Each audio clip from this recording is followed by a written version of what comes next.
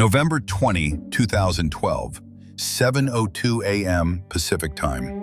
HP's press office releases a filing to the SEC. The number buried in paragraph 4 is $8.8 billion. A write-down on a single acquisition, one they'd completed just 14 months earlier. $5 billion of that, the filing stated, was directly attributable to serious accounting improprieties, disclosure failures, and outright misrepresentations.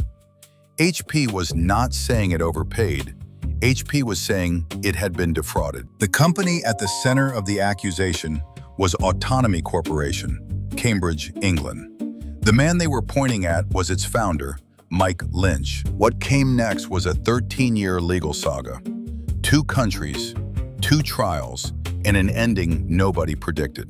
To understand what HP thought it was buying, you have to go back to Cambridge in 1996. Mike Lynch had just finished his PhD. His area was Bayesian statistical theory, a mathematical framework for calculating the probability of a hypothesis given new evidence. He believed it could be applied to language itself. The idea was elegant. Instead of keyword searching documents, Autonomy's software could infer meaning. It could read a contract without being told what to look for and understand what the contract was about. By the mid-2000s, Autonomy had contracts with the CIA, the NSA, BAE Systems, and the BBC. Its IDLE platform, the Intelligent Data Operating Layer, was one of the few enterprise software products that genuinely did something its competitors couldn't replicate.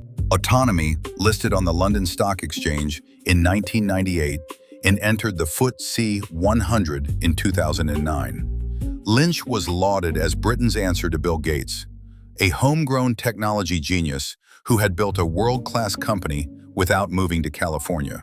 He was named to the Sunday Times Rich List. He advised the UK government on technology.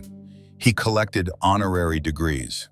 The mythology around Lynch was part Cambridge Don, part Silicon Valley disruptor. By early 2011, Autonomy was reporting annual revenues of approximately $870 million and operating margins of around 44%. Those numbers made it look, on paper, like the most profitable software company in Europe. And HP, in the summer of 2011, was desperate. Leo Apotheker had taken over as CEO in November 2010 and was trying to transform a hardware and printer giant into a software company. He needed a flagship acquisition, fast. In July 2011, Apotheker flew to France. He met Lynch at a chic seaside resort. By most accounts, he was captivated. He had found his transformative deal. On August 18, 2011, HP filed a Form 8K with the SEC. The language was unequivocal. Autonomy was, Apotheker declared, a highly profitable and globally respected software company with a well-regarded management team and talented, dedicated employees. The price was $11 billion, a 64% premium to Autonomy's market price.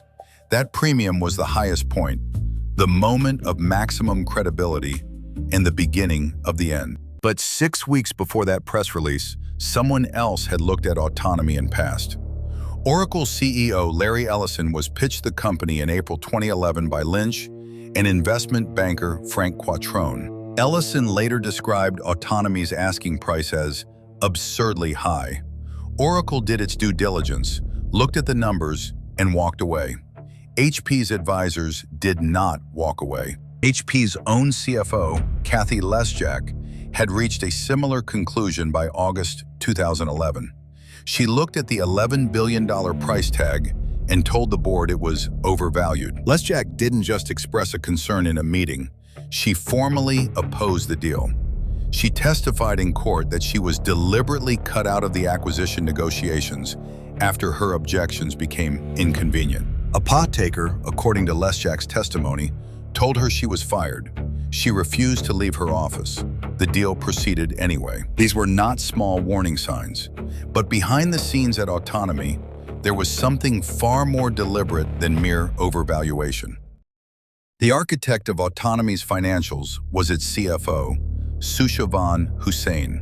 He had joined the company in 2001 and built the accounting infrastructure that produced those stunning 44% margins. What Hussain had actually built, according to U.S. federal prosecutors, was a set of interlocking schemes designed to make Autonomy's revenue appear larger, faster growing, and higher margin than it actually was. The first scheme was the simplest. Autonomy would sell physical hardware, servers, storage equipment at a loss, then book the revenue not as a hardware sale, but as a software license transaction. Software margins are celebrated on Wall Street. Hardware margins are not. Reclassifying a $400,000 hardware sale as a $400,000 software license transformed the same transaction from a low-margin cost item into a high-margin revenue trophy. The second scheme used value-added resellers, VARs.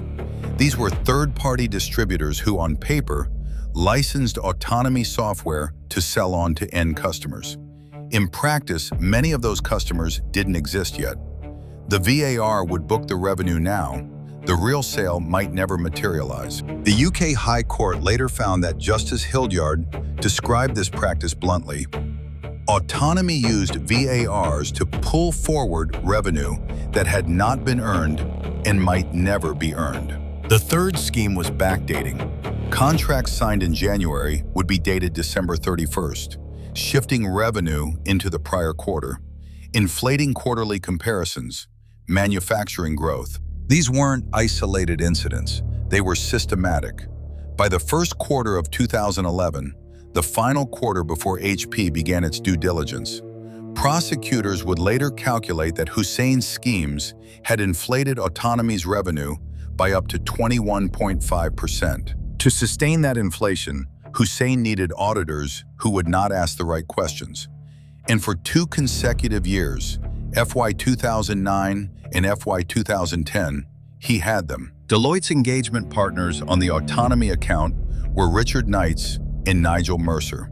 They signed unqualified opinions, clean bills of health, for 2 consecutive years on accounts that contained material misstatements. The Financial Reporting Council would later find that Deloitte preferred to accept reassurance that negated the true purpose of the VAR transactions. In plain terms, when Autonomy explained away a red flag, the auditors accepted the explanation without testing it. The FRC's disciplinary tribunal in September 2020 found both Knights and Mercer guilty of professional misconduct. Deloitte was fined £15 million, the largest audit sanction in UK regulatory history at the time, plus £5.6 million in costs. But in 2011, none of that had happened yet. What HP saw was a FTSE 100 company with 2 consecutive years of clean Deloitte audit opinions, spectacular margins, and double-digit revenue growth. HP hired KPMG and Perella Weinberg as its due diligence advisors. They were given 8 weeks. The data room, the repository of documents Autonomy provided, was carefully curated. HP's advisors built a valuation model that included $7.4 billion in projected revenue synergies, a number so large it almost didn't matter what was actually inside Autonomy's books. The synergy fantasy made almost any price look justifiable. There was, however, one person at HP who was not swept up in the synergy model. Kathy Lesjak continued to push back. Her concern was simple. Autonomy's cash flows did not support its reported margins. The numbers didn't add up. And then there was Ray Lane. By September 4, 2011, 2 weeks after the public announcement, before the deal had even closed, HP's own chairman was sending an email that read like a distress call. "I am still haunted by Autonomy itself," Lane wrote to Apotheker. "I don't think it's the panacea we think it is." He asked whether HP's advisors could find any way to get out of the Autonomy deal. Apotheker replied that he was 99% sure it was irreversible. He was right. The deal was already public. Walking away would have cost hundreds of millions in breakup fees and destroyed HP's share price. But something else happened in September 2011.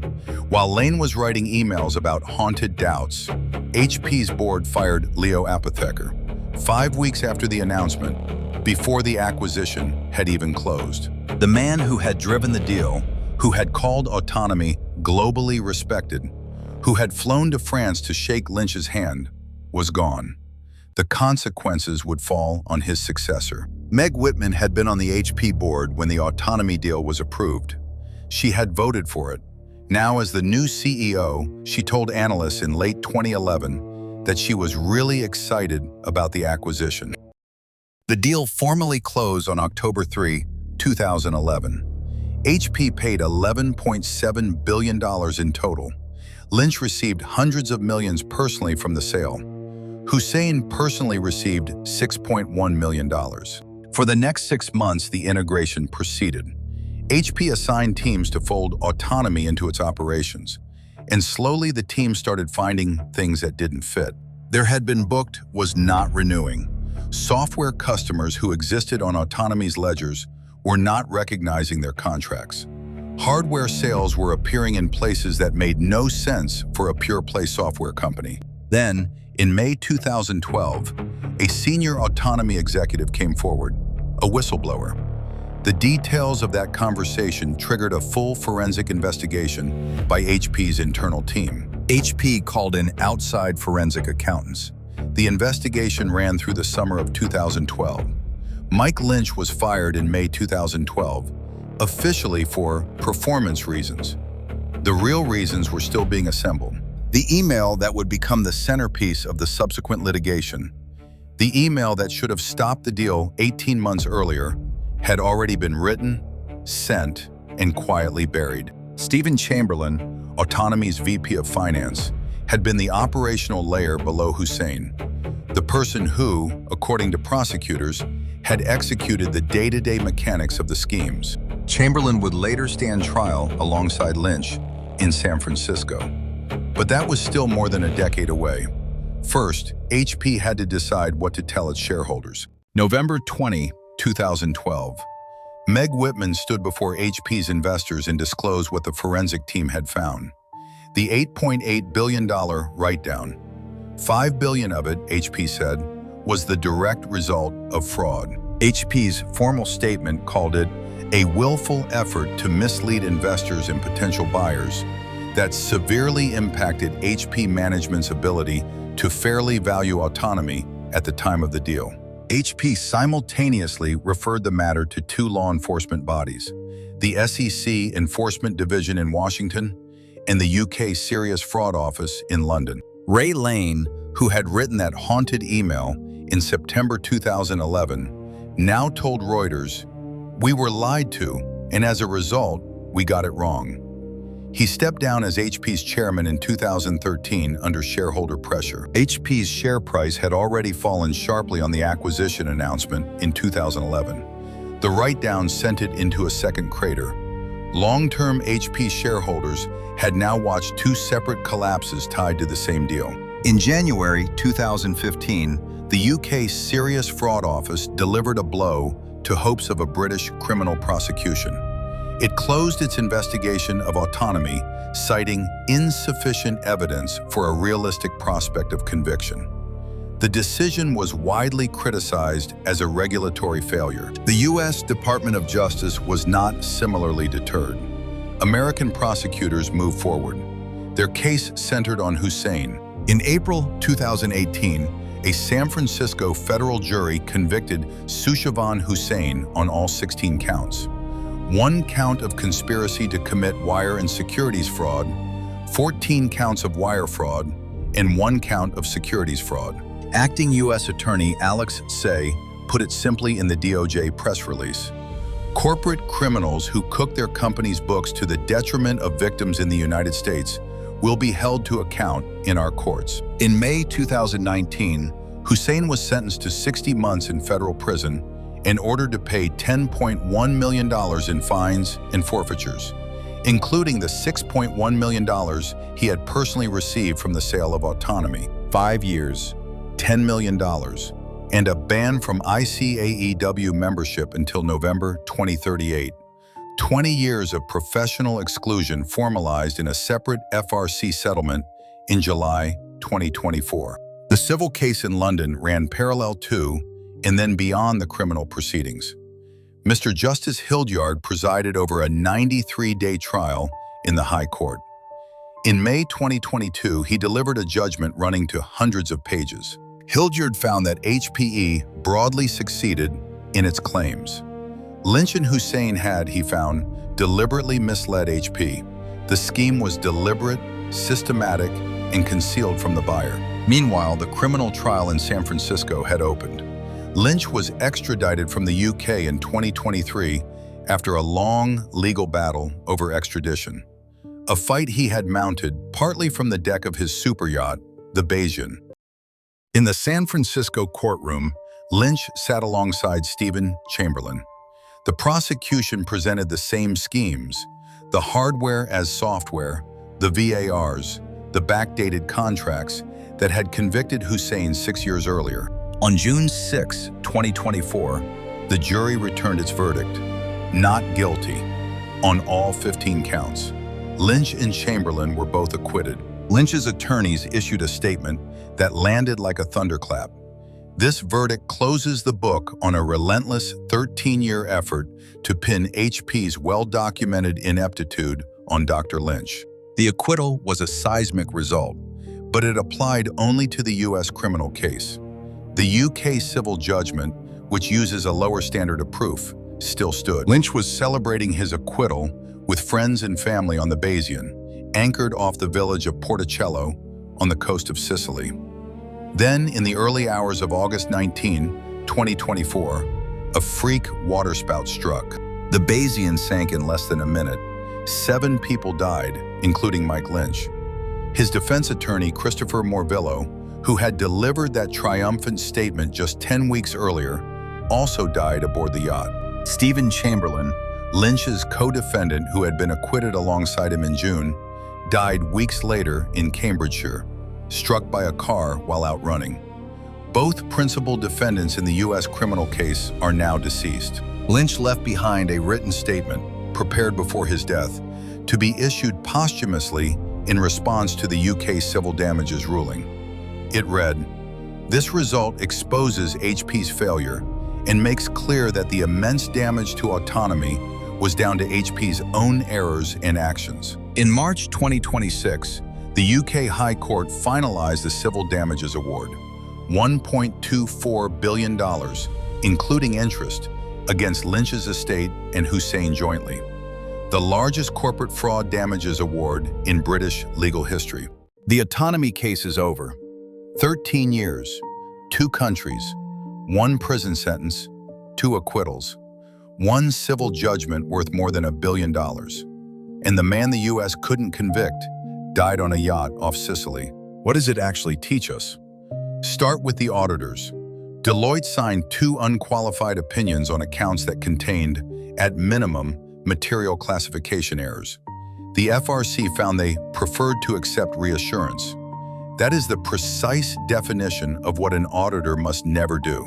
The £15 million fine, the largest in UK audit history, was issued 8 years after the accounts were signed. 8 years. The scheme had run, the company had been sold, and the money had been distributed long before any sanction arrived. Then there's the HP board. Its own CFO opposed the deal. Its own chairman wrote a haunted email asking how to escape it. Those warnings were overridden by a CEO who was fired 5 weeks later. HP's own advisors had baked $7.4 billion in projected revenue synergies into the valuation model. That number was a forecast written to justify a price already decided.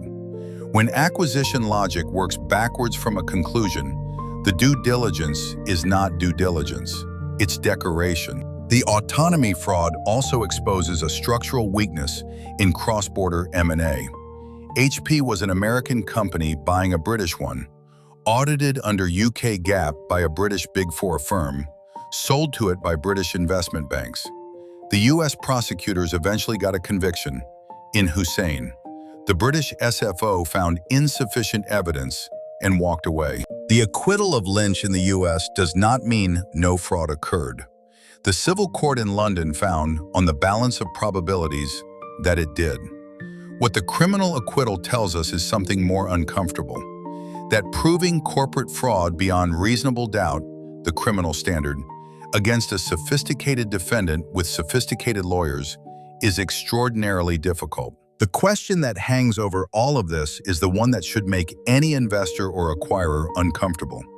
If Autonomy's inflation, which passed 2 Deloitte audits, survived HP's 8-week due diligence, and took 13 years to fully resolve, could reach up to 21.5% in a single quarter, how many companies with similar profiles are reporting similar numbers right now? The schemes Hussein used: hardware reclassified as software, channel stuffing through resellers, revenue pulled forward through backdated contracts, are not exotic.